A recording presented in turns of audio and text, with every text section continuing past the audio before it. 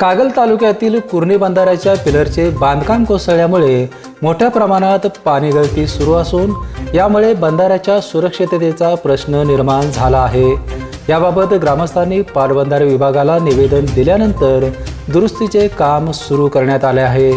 मात्र हे काम संथ गतीने सुरू आहे। पावसाळ्यापूर्वी हे काम पूर्ण होणे कठीणच आहे।